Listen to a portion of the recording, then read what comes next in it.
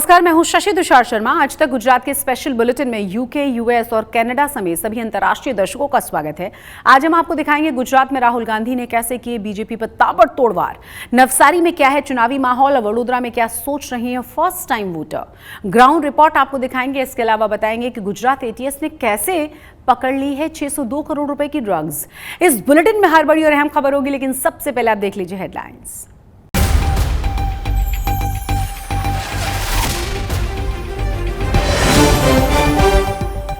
देश के दक्षिण पश्चिम से विपक्ष पर बोले पीएम, इतिहास गवाह है जहां भी कांग्रेस आई वहां तबाही लाई, उनके लिए लूट का एटीएम है कर्नाटक। 2 चरण के पोल में ही गठबंधन का डब्बा गोल। गुजरात और छत्तीसगढ़ में मोदी पर राहुल गांधी का प्रहार, कहा 400 पार पर बंद हुई पीएम की बोलती। बीजेपी इस बार नहीं कर पाएगी 150 भी क्रॉस, फिर बोले आरक्षण खत्म करना चाहती है बीजेपी। लखनऊ से पर्चा दाखिल करने के बाद आज तक से एक्सक्लूसिव बातचीत में बोले राजनाथ सिंह, आरक्षण पर भय और भ्रम पैदा कर रही है कांग्रेस। पाकिस्तान को 2 टूक, पाक ऑक्यूपाइड कश्मीर भारत का है और हमेशा रहेगा। गुवाहाटी रोड शो के दौरान आज तक से खास बातचीत में बोले अमित शाह, कांग्रेस में छाई है हार से पहले हताशा, संदेश खाली से लेकर फर्जी वीडियो विपक्ष की निराशा का परिणाम। और आरक्षण पर गृहमंत्री के फर्जी वीडियो को लेकर बोले पीएम, चुनाव आयोग तुरंत करे कार्रवाई, एक्शन में दिल्ली पुलिस। तेलंगाना के सीएम रेवंता को किया गया तलब, असम में एक शख्स गिरफ्तार।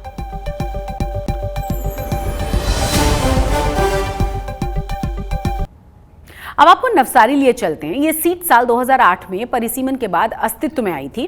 2009 में यहां पहली बार चुनाव हुए और तब से गुजरात बीजेपी के अध्यक्ष सीआर पाटिल यहां से सांसद हैं।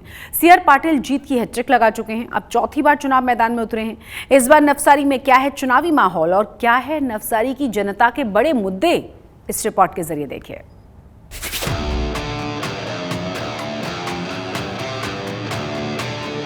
कितना विकास हो रहा है, तुम रोडों में देखो। क्या आय दुगनी हुई है सच में? उम्मीदें बहुत पूरी हुई है। हमको भारतीय जनता पार्टी के ऊपर इतना विश्वास है जितना हमको हमारे परिवार पे। श्री मोरारजी देसाई मार्केट यार्ड वीरावड़ में फिलहाल हम मौजूद हैं, जो कि नवसारी लोकसभा क्षेत्र के नवसारी विधानसभा बैठक के तहत आता है। खास करके यहाँ की बात की जाए तो किसान अपनी साग सब्जी फल फ्रूट लेकर यहाँ पे पहुँचते हैं। आप देख सकते हैं ट्रकें लगी हैं, कैरेट्स यहाँ पे दिखाई पड़ रहे हैं। और ख़ास करके नवसारी की बात की जाए तो साग सब्जी हो फल फ्रूट हो वो यहीं से सप्लाई किया जाता है, यानी कि यहाँ पे बड़ी संख्या में किसान और व्यापारी जो हैं अपनी सब्जी लेकर अपने फ्रूट्स लेकर पहुँचते हैं और लगभग नवसारी में यहीं से जो सप्लाई है वो पहुँचाया जाता है। हमारे साथ कुछ व्यापारी भी यहाँ पे मौजूद हैं और कुछ जो किसान हैं वो भी यहाँ पे मौजूद हैं, इन्हीं से बातचीत करेंगे। किस प्रकार की स्थिति इस बार देख रहे हैं, क्योंकि चुनाव आ चुका है, बीजेपी 400 पार की बात कर रही है, कांग्रेस भी अपने गठबंधन के साथ बोल रही है कि 200 बैठक इस बार आएगी। नवसारी की अगर बात करते हैं तो बीजेपी का गढ़ रहा है। 2009 से लगातार जो 3 चुनाव यहाँ पे लोकसभा में हुए हैं बीजेपी जीतती आई है। इन परिस्थितियों में कैसा माहौल देख रहे हैं आप, क्योंकि आप व्यापारी भी हैं, व्यापार में लोगों को किस प्रकार से सरकार की मदद मिली है या तो किस प्रकार की नाराजगी? भारतीय जनता पार्टी शासन से लोग संतुष्ट है, किसी को कुछ गिला शिकवा हो, मगर एक गिला शिकवा भी दूर है, भारतीय जनता पार्टी के शासन में ही होएगा। गिला शिकवा क्या है? आप कह रहे हैं किसी को कुछ गिला शिकवा हो, कैसा गिला शिकवा? गिला शिकवा कैसा? व्यापारियों को नई अभी महानगर पालिका हुई है तो सुविधा के लिए थोड़ा गिला शिकवा तो होता ही है नहीं। वो अभी नया बजट में आ जाएगा महानगर। क्या है वो गिला शिकवा? क्या है क्या है जो सुविधा है मार्केट की, ये बाबत की, दूसरा कुछ नहीं। अच्छा, आप किस प्रकार से देखते हैं, कितनी प्रसन्नता एक व्यापारी के तौर से बीते 10 सालों में, क्योंकि गुजरात की बात की जाए तो नवसारी में बीजेपी का गढ़ रहा है, केंद्र में 10 साल से बीजेपी की सरकार है, क्या उम्मीदें पूरी हुई हैं बीते 10 सालों में आपकी? उम्मीदें बहुत पूरी हुई है। इधर का इंफ्रास्ट्रक्चर तुम देखो तो बहुत विकसित हुआ है। रोड इधर से सूरत जाओ तो 4 लेन हो गया है। और अभी तो ये नवसारी डिस्ट्रिक्ट में टेक्सटाइल पार्क भी मोदी साहब उद्घाटन कर गए। रोजगार उधर 70,000 आदमी को रोजगार मिलेगा यहाँ के आजू बाजू। हम जब स्थानिकों से बात करते हैं तो उनका कहना है कि उनको नौकरी के लिए सूरत या तो वापी जाना पड़ता है। अभी है, सूरत भी जाते हैं, वापी भी जाते हैं। जब ये टेक्सटाइल पार्क चालू हो जाएगा तो फिर उनको वापस भी जाने की ज़रूरत नहीं रहेगी और सूरत भी नहीं जाएंगे। इतना विकास हो रहा है, तुम रोडों में देखो, ट्रेन वंदे भारत में एक बार बैठ के तो देखो, जैसे आप फॉरेन में घूम रहे हो ऐसा महसूस होता है। तो विकास तो बहुत हुआ है और बहुत कुछ करना भी बाकी होगा, वो भी होएगा, मगर हमको पूरा विश्वास है कि बीजेपी का ही शासन आएगा। 400 तो क्या, 400 के ऊपर पार हो जाएगा। अच्छा, नैसद देसाई को कांग्रेस ने टिकट दिया है, क्या लगता है कितने मजबूत कैंडिडेट वो साबित हो पाएंगे इस बार चुनाव में? मजबूत तो हो नहीं पाएंगे। हमारे जो अध्यक्ष है CR पाटिल साहब, वो तो पूरे देश में ज़्यादा से ज़्यादा वोट से जीतने वाला है। उनकी काम करने की जो टेक्निक है ना, लोगों के पास जाके काम करवाना, लोगों कोई भी लोग उधर जाता है ना उसके ऑफिस में तो पूरा रिस्पांस मिलता है।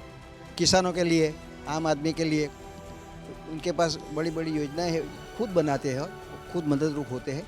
भाजपा के शासन सिवाय कोई भी पक्ष आ ही सकता नहीं, आना भी नहीं चाहिए।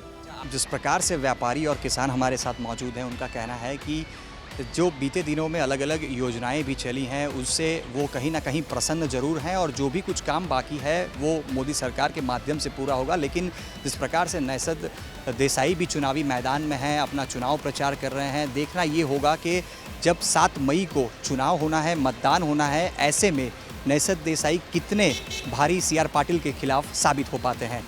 कैमरा पर्सन साजिद आलम के साथ अब्दुल तिवारी, आज तक, नवसारी। बुलेटिन की शुरुआत करेंगे राहुल गांधी के गुजरात दौरे से। लोकसभा चुनाव के लिए सभी पार्टियां पूरे दमखम से चुनाव में जुटी हुई हैं। अगले फेज में 7 मई को गुजरात में वोटिंग होनी है और इसी बीच कांग्रेस नेता राहुल गांधी पहुंचे हुए हैं गुजरात। यहां उन्होंने पाटन में रैली की है। इस दौरान राहुल गांधी संविधान, बेरोजगारी, अग्निवीर भर्ती और OBC आरक्षण के मुद्दे पर बीजेपी पर जमकर बरसते हुए नजर आए।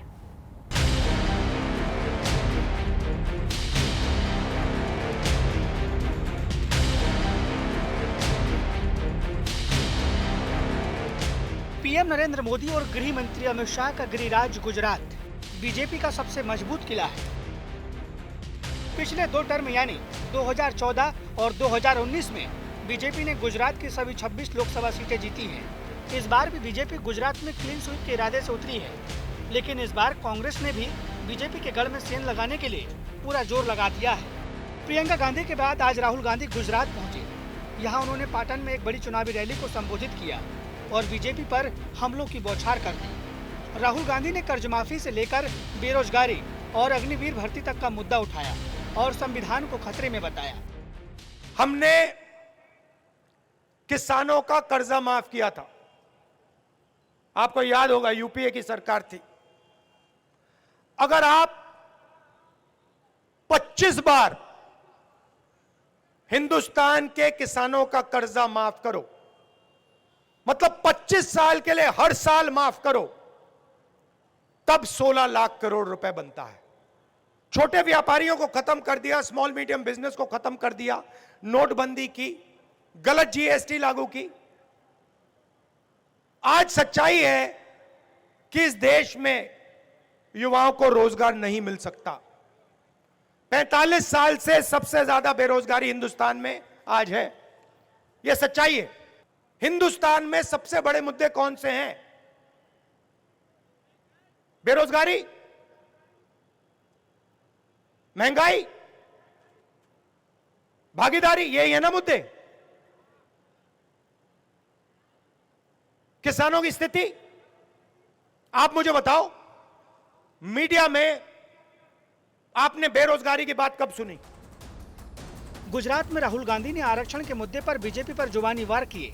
उन्होंने लोगों को आरक्षण का मतलब समझाया और बीजेपी पर आरक्षण खत्म करने की साजिश का आरोप भी लगाया।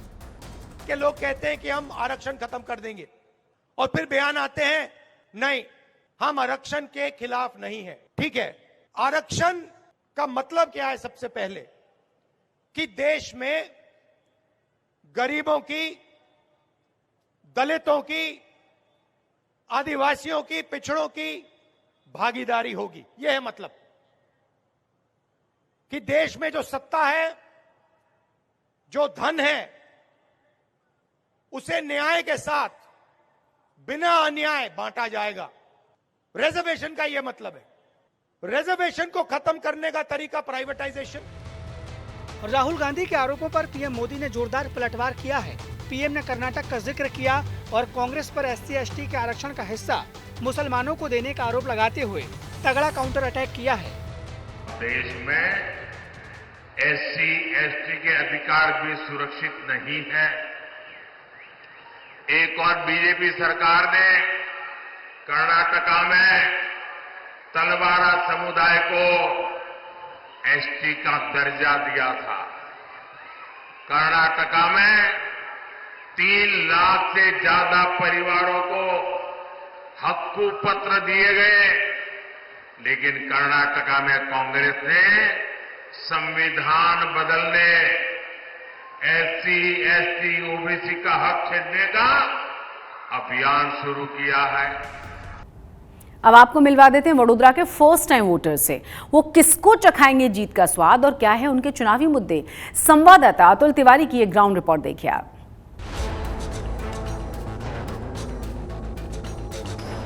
7 मई को तीसरे चरण में गुजरात की तमाम 25 लोकसभा सीट को लेकर मतदान होना है, जिसको लेकर तमाम राजनीतिक दल अपने चुनाव प्रचार में व्यस्त हैं। आज तक की टीम फिलहाल पहुंच चुकी है वडोदरा लोकसभा। मेरे पीछे के दृश्य आप देख सकते हैं, ये है MS यूनिवर्सिटी, महाराजा सयाजी राव यूनिवर्सिटी, जहां से खास करके अगर गुजरात की बात की जाए तो बड़ी संख्या में जो युवा हैं यहाँ पढ़ाई करते हैं, पढ़ाई के बाद राजनीति में भी प्रवेश करते हैं। और ख़ास करके गुजरात की अलग अलग जो सरकारी यूनिवर्सिटीज़ हैं उसमें से MS यूनिवर्सिटी से पढ़ाई करके कई युवा जो हैं विदेश तक पहुँचे हैं और देश की राजनीति में भी अपना नाम रोशन कर रहे हैं। हमारे साथ MS यूनिवर्सिटी के ही कुछ यंगस्टर्स जो कि फर्स्ट टाइम वोटर भी हैं वो भी मौजूद हैं, हम उन्हीं से बात करेंगे। इस प्रकार से इस चुनाव को आप देख रहे हैं, क्योंकि गुजरात में लगातार तीसरी बार बीजेपी दावा कर रही है 26 में से 26 बैठक जीतने की। एक तो निर्विरोध हो चुकी है। कौन से ऐसे मुद्दे हैं जो कि फर्स्ट टाइम वोटर के तौर पे आप ध्यान में रख के मतदान करने के लिए पहुंचेंगे? सर, मैं एक फर्स्ट टाइम वोटर हूँ और मैं चाहूँगी कि मेरे हित में कुछ काम हो, जैसे गवर्नमेंट जॉब हो गई। सरकार हमारे युवाओं के लिए क्या कर रही है, मैं ऐसा देखूँगी। मैं किसी सरकार की तरफ से नहीं हूँ, जब बीजेपी कांग्रेस नहीं। मैं फर्स्ट टाइम वोटर हूँ, मुझे पता है मेरे राइट्स क्या हैं, मुझे पता है कि मेरे लिए क्या अच्छा है क्या बुरा है। तो मैं चाहूँगी कि मेरे हित में कुछ काम हो। इलेक्शन हो गया, जैसे किसी बिल्डिंग हो गई, इंफ्रास्ट्रक्चर हो गया, उसका क्या डेवलपमेंट है, मैं उसमें ध्यान दूंगी। 1998 से बड़ौदा लोकसभा सीट की बात करें तो बीजेपी का यहाँ कब्जा रहा है। कांग्रेस की तरफ से कैंडिडेट जरूर प्रचार करते हैं, लेकिन जब परिणाम आता है तो हमने 2019 में देखा है कि 5.90 लाख की लीड के साथ बीजेपी की तरफ से रंजनबेन का जीत हो चुकी है। इस बार किस प्रकार की परिस्थितियाँ देखते हैं आप लोकसभा क्षेत्र में बड़ौदा की? देखिए, इस बार हम ऐसा मांग रहे हैं कि हम यूथ के लिए सौभाग्य है कि इस बार जो हमारे कैंडिडेट हैं डॉक्टर हेमांग भाई जोशी, वो हम सब के बीच में से एक हैं। इसी MS यूनिवर्सिटी के स्टूडेंट रहे, तो ये हमारे लिए सौभाग्य की बात है कि हमारा प्रतिनिधित्व करने वाले हैं इस बार। और कोई एक्स स्टूडेंट जो MS से पढ़ा है वो हमारा प्रतिनिधित्व करेगा। और मैं ये मानता हूँ कि जब वो इस फेज से गए हैं, यहाँ से गए हैं, तो हमारी समस्याओं को उनसे बेहतर कोई नहीं समझ सकता। तो हमारे हिसाब से हेमांग भाई जोशी बेस्ट रहेंगे और 590 की लीड हम शायद इस बार पार करेंगे। अच्छा, जसपाल सिंह पडियार कांग्रेस की तरफ से कैंडिडेट हैं, क्या लगता है कौन से मुद्दों पे वो प्रचार कर रहे हैं और क्या उनके जो मुद्दे हैं वो लोगों के जहन में पहुंच पाएंगे? और जिस प्रकार से बीते सालों में लीड रही है कांग्रेस के सामने बीजेपी की, क्या वो घटाकर कांग्रेस के कैंडिडेट के तौर पे बीजेपी को हरा पाएंगे? देखिए, अवश्य बड़ौदा से जो कांग्रेस के चुनावी प्रत्याशी है वे भारतीय जनता पार्टी को इस बार स्थानीय और धरातल पर पूर्ण तरीके से फाइट दे रहे हैं। कांग्रेस बड़ौदा में जो स्थानीय मुद्दे उन पर चुनाव लड़ रही है। विशेष तौर पर बड़ौदा में इतने सारे मुद्दे हैं कि इसमें से प्रमुख मुद्दा है पानी का मुद्दा, यानी कि पेयजल का मुद्दा। आज बड़ौदा के स्थानीय लोगों को रोजगार की बात तो दूर की बात है, एक पीने का शुद्ध जल प्राप्त नहीं हो रहा है। तो इसके पीछे का कारण कौन है? पिछले पूर्व सांसद 10 वर्षों तक सांसद रहे, उनके पश्चात भी किसी भी प्रकार की यहाँ सुविधा लोगों को प्रदान नहीं हुई। तो न केवल बड़ौदा में किंतु पूरे गुजरात में आज गुजरात की जनता बीजेपी के प्रति अपनी निराशा व्यक्त कर रही है। तो यह प्रत्यक्ष तौर पर इंगित करता है कि आने वाले लोकसभा के चुनाव के परिणाम में कांग्रेस पार्टी गुजरात में 5 से भी अत्यधिक सीटें प्राप्त करेगी और बीजेपी का यह संदेश दिल्ली तक जाएगा कि गुजरात में बीजेपी के पतन की शुरुआत हो चुकी है। जो युवा वोटर्स हैं उनसे भी बात करते हैं। आप कौन से मुद्दे को देख के मतदान करेंगे, क्योंकि जिस सीट से आपको मतदान करना है लगातार 1998 से बीजेपी का यहाँ कब्जा रहा है।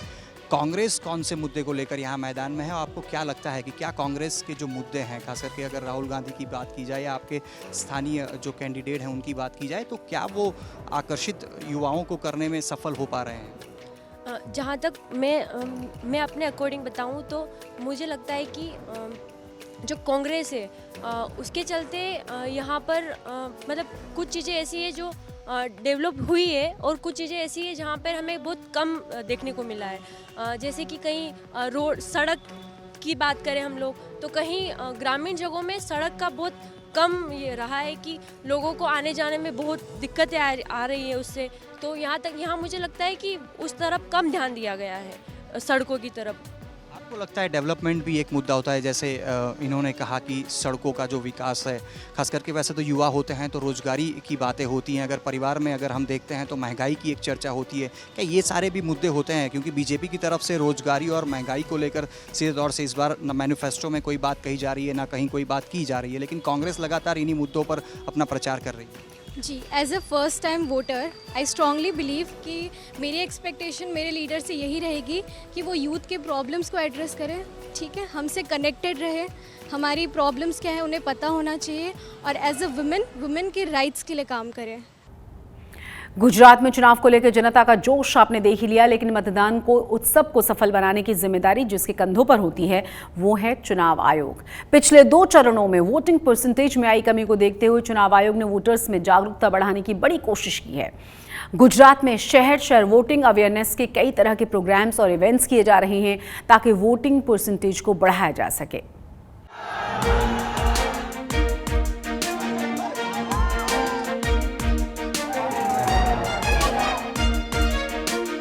पूरे देश में लोकसभा चुनाव का माहौल है। एक तरफ नेता चुनाव प्रचार में पसीना बहा रहे हैं, दूसरी ओर चुनाव आयोग लोगों को मतदान के लिए प्रेरित करने की कोशिशों में जुटा है। अहमदाबाद में शानदार ड्रोन शो के जरिए वोटर्स में जागरूकता बढ़ाने का प्रयास किया गया। यहाँ हर चुनाव में नई नई पहल की जाती है और उसके सकारात्मक नतीजे देखने को भी मिले हैं। रिजल्ट्स आप देख सकते हैं असेंबली इलेक्शंस के या जनरल इलेक्शंस के, अगर आप रिजल्ट्स देखें 2008 ऑनवर्ड्स तो गुजरात में वो नंबर्स बढ़ते रहे हैं, और उसमें हम ऐसा मानना चाहेंगे that we also have a contribution to that. वहीं बड़ोदरा में मतदाताओं के बीच वोटिंग की जागरूकता बढ़ाने के लिए लोक रंग का सहारा लिया जा रहा है। गुजरात के भवाई फोक ड्रामा के कैरेक्टर रंगला और रंगली शहर भर में घूम घूम कर लोगों को वोटिंग के लिए प्रेरित कर रहे हैं। गुजरात में चुनाव आयोग ने वोटिंग अवेयरनेस के लिए इस बार इन्हें चुना है। आज एक मैस्कोट को लॉन्च किया गया है, तो उसके अंतर्गत जहाँ जहाँ पे कम मतदान हुआ है जो बूथ पे, उस हिसाब से मेजर रूट्स को कवर करके मैक्सिमम लोगों तक ये संदेशा पहुँचाया जाएगा कि आप 7 मई 2024 को अपना मतदान अवश्य करें। हवाई जो विश्व में प्रख्यात है, उसके 2 कैरेक्टर्स रंगलो और रंगली बार फुट के शहर में बार रूट पे घूमेंगे और खास मतदान को प्रोत्साहित करने के लिए लिखे गए गरबे, सनेडो, गीत, भवाई और काफ़ी सारे मैसेजेस के द्वारा लोगों को प्रोत्साहित करेंगे। हर एक जगह पे जहाँ जहाँ जाएंगे हमारे रंगला और रंगली, एक खूब आनंद का पर्व का माहौल बनेगा, और हमें विश्वास है कि 7 मई को खूब बड़ी संख्या में हमारे बड़ोदरा के नाम पे आके वोट करेंगे। लोगों को मतदान के लिए प्रेरित करने में देश का नौनिहाल भी पीछे नहीं है। वलसाड जिले में 1498 स्कूलों के छात्र पोस्ट कार्ड लिखकर अपने परिवार वालों से मतदान में शामिल होने का अनुरोध कर रहे हैं। इस मतदाता जागरूकता अभियान में स्कूली छात्र छात्राएं भी बढ़ चढ़कर हिस्सा ले रहे हैं।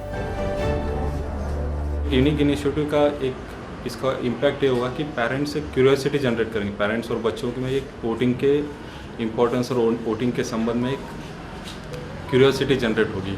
तो इसका long term impact as well as short term में जो वोटिंग परसेंटेज है 7 तारीख को वो सिग्निफिकेंटली इंक्रीज होगा। गुजरात में 7 मई को मतदान होने वाला है, लिहाजा लोगों को इसमें बढ़ चढ़कर हिस्सा लेने के लिए जागरूक करने के भरपूर प्रयास किए जा रहे हैं। अहमदाबाद से ब्रजेश दोषी, बड़ोदरा से दिग्विजय पाठक और रौनक जानी के साथ आज तक ब्यूरो। इंडियन कोस्ट गार्ड और गुजरात एटीएस को एक बार फिर से बड़ी कामयाबी मिली है, जिनके जॉइंट ऑपरेशन में 600 करोड़ रुपए से ज्यादा कीमत की 173 किलो ड्रग्स को बरामद कर लिया गया है। यह अभियान चलाया गया 28 अप्रैल को एक मछली पकड़ने वाले पाकिस्तान की नाव को जब्त करने के बाद।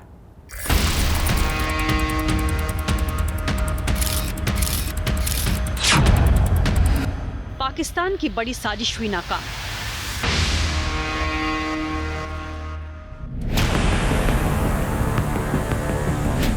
$602 करोड़ की ड्रग्स हुई जब्त।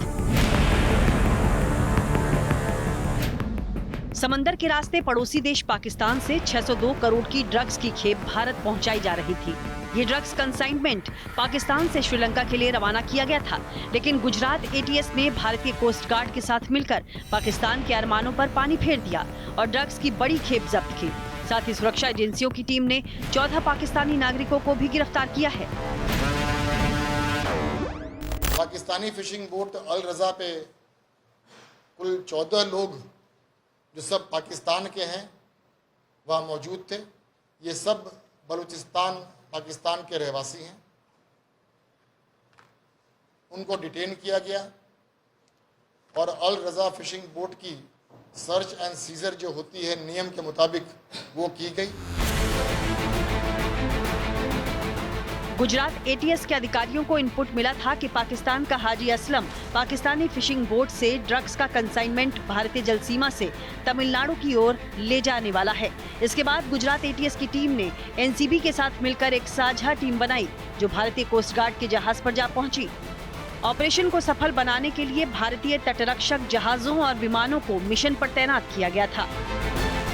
एनसीबी और एटीएस अधिकारियों को ले जा रहे आईसीजी जहाज राजरतन ने संदिग्ध नाव की पहचान की।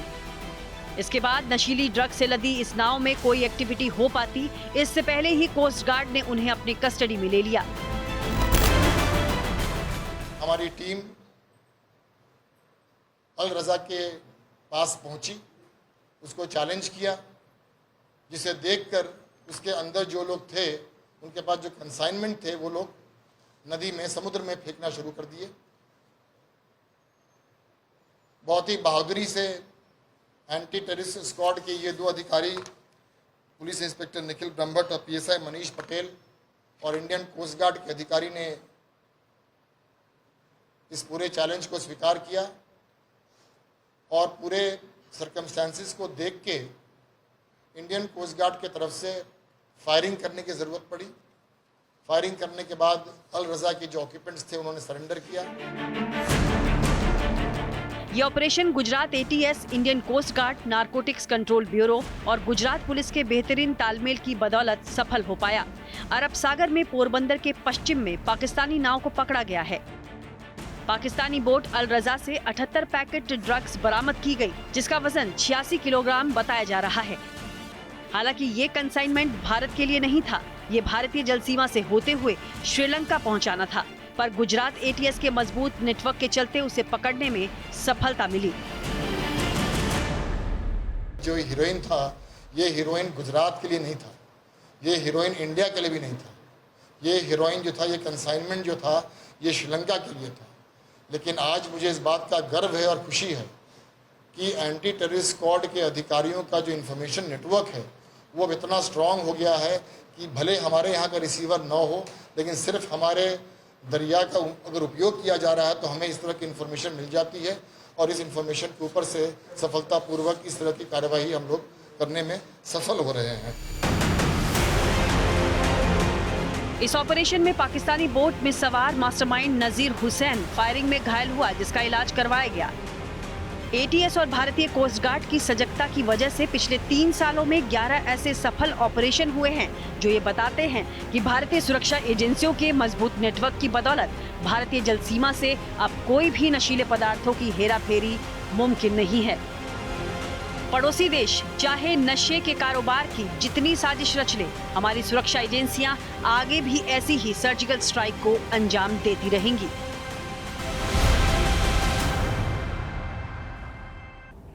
आज तक गुजरात में आज के लिए बस इतना ही, लेकिन देश और दुनिया की तमाम बड़ी और अहम खबरों के लिए आप देखते रहिए आज तक।